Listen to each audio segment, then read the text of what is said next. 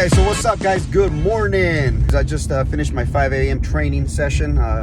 Stay pretty consistent with my 5 a.m. training session. That's usually what my day starts with. Well, actually, first, as soon as I wake up, I drink a small cup of coffee to get the engine going, and then I head out to the gym 5 to 6, and then from 6 to 7, I get ready, be at the office by 7, 7:15, 7:30, and then I get my training sessions for the office at 8 a.m. So first task of the day is completo, is done, and I'll be heading over to the, take this thing off, and I'll be heading over to the office here in the next 45 minutes to an hour and get my day going. So I got a couple things I wanted to share with you guys today in regards to some of my investments, some of the things that I got going on, and hopefully you guys could take some notes or take something from it and help you guys out in your guys' investments or career. I'll see you guys in a quick second. Later. And voila, I'm back. I took a shower, got ready. I'm ready on my way to the office. I'm running a little late. I had to cut my own hair. I've been doing that for a very long time, so a lot of people trip out on that. Maybe not the cleanest. I think it's okay. You know, one thing that I can't stand is sitting at the barber shop for 2 hours. You know, hey, they do a hell of a job. Obviously, they do a way better job than I do. But I just can't sit there for 2 hours. You know, I feel like just too much waste of my time. I have a real tight schedule. And me personally, I like to be out of the office by 3 or 4 o'clock and, head home, be with my kids or, do whatever I got to do, my personal things. I do focus a lot, obviously, on working. I try to squeeze as much as I can within, the hours that I do work. And, but I do like, spending some time with my family and taking some time off and enjoying a little bit of life, man, because life is real quick, man. It's gone before you know it. I'm 41 years old. I just turned 41 about a week ago, and it's just crazy how my son is my oldest son is Jacob, 21 years old, and got into real estate when he was 18. Got his license just the same time that I did, and just trip out on the fact that he's already 21, man. It's crazy. So time flies, man. No time to waste. We got to enjoy as much as we can. The topic I wanted to touch on today is, and I've been asked this in the past, hey, why don't you buy land? Or why don't you invest in land and build houses? And you know what? That is actually, to be honest with you, a dream of mine, is to build, even just one house. But, the options that I weigh is the fact that I make so much more money, much more quicker flipping houses and obviously we do own a large rental portfolio of houses. Me and my brother, we own a lot of properties. But the time that it takes to build a new house is just time consuming, man. And the people that I've talked to, because I've done some research, talked to a lot of people that actually do it, and it sounds like to me that the people that make the most amount of money in new construction are the ones that are building multiple houses. And I'm talking about 15, 20, 30 houses, because building one house just it's just not feasible for me, right?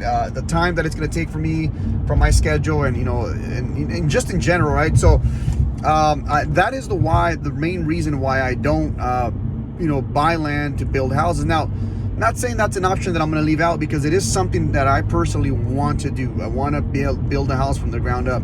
The steps that it takes to build a new house, gotten permits, foundation issues, building walls and stuff like that, framing, electrical, so roofing. We pretty much have done everything that it takes to build a new house. So I'm not scared of that.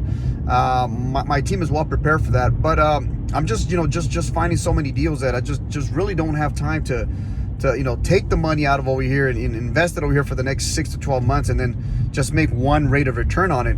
So with that being said, I stay away from that. So my main focus is to flip houses. Now, another question that I've been asked is, hey, Jose, where do you get your flips from, and how do you get your flips?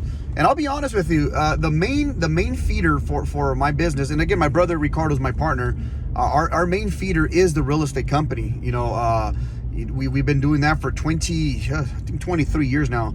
And like I said, I dropped out of high school when I was 17, got into cleaning up houses for this investor, and then after that got put into the office, and then got my real estate license and etc.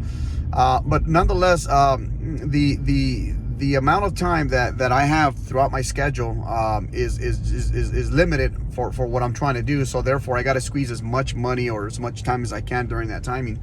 that I do have available. So it's not something that I'll consider. But as far as where I get a lot of my properties, and this is for you, the new investor, because a lot of you guys, may potentially already be investors. Foreclosure Radar is a great website that will help you with that. Your own pipeline, if you're an active real estate agent, I wasn't getting flips, the first 5 years from clients and recommendations and stuff like that. It takes time, man, just like anything else. So when I tell you guys, don't believe all that hype and, get rich overnight, man, I don't know about that, man. I've gone to a few seminars and I checked out a couple things and signed up for this program and signed up for that program in real estate investment. You don't need to sign up to their program and pay all these thousands of dollars and this mastermind group and you go up the scale and the more you invest. And what it is, a lot of these so-called gurus that are selling their brand. I'm not saying there is some couple ones they're legit. There's a couple out of a thousand of them. There's maybe a couple, but the reality is this. The bottom line, I'll leave it here. If you find a deal, you find the deal, right? You find the property that's a good investment and you know how to assess it, which is real basic common sense. What am I going to buy it for? What is it going to cost me to repair it, right? How much can I sell it for? Real basic, right? You can find almost anyone, average Joe, that can pull a home equity line of credit from their house, right, to invest with you. So you may not make a bazillion dollars on your first investment, but what I can tell you is that it doesn't take a lot, man. You know what it does take? It just takes a lot of heart and a lot of cojones, man, to do it, and really it's the first one. Once you get over that first one and you made some money, you kind of start making adjustments. Okay, the last time I did this, I'm not going to do that again, and stuff like that. Yes, it is great to have a mentor on the first one, absolutely, right? And I highly recommend it. Do your research. Don't just jump into something, I'm just going to do it, right? No. Do a little bit of research, but it doesn't take much, man. It does not take much to make money in real estate. In any market, that's important to know. In any market, in the high market, in the middle market, in the down market. And the reason for that is because there's always someone looking to sell out a home. So if you know how to negotiate, real estate agent, if you know how to negotiate, you will be able to maximize your dollar profit. Again, that is like the biggest advice I can give anyone is find the deal. When you find the deal, if you don't have the money, find someone with the money. If the deal looks good and you know how to explain how to break it down, anybody will jump at that. That's how I got my business going back in 2009 and 2010, when me and my brother, we went honestly completely broke. We were making six figures. I'm sorry, no, not six figures. Six figures. A year. Selling real estate and flipping a couple houses here and there, and the market crashed. And man, the guys on top of us got taken out. What do you think is gonna happen to us? We got swept, right? But one thing that nobody could take away from me and my brother is our work ethic. We grind, man. We put in that work. We don't talk the talk, man. We do that shit. We make it happen, right? We also, well, for me at least, I don't consider myself the smartest guy on the planet. I don't, man. I always believe someone is always bigger and better than you at everything, anything you do. But one thing is, I'm not afraid. I'm not afraid of anything. I'm not afraid of taking chances. I'm not afraid of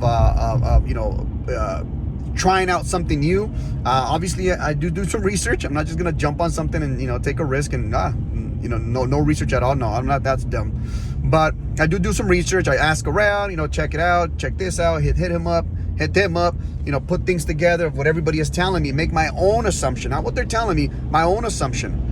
Okay, so think about that, man. And you can overcome any situation.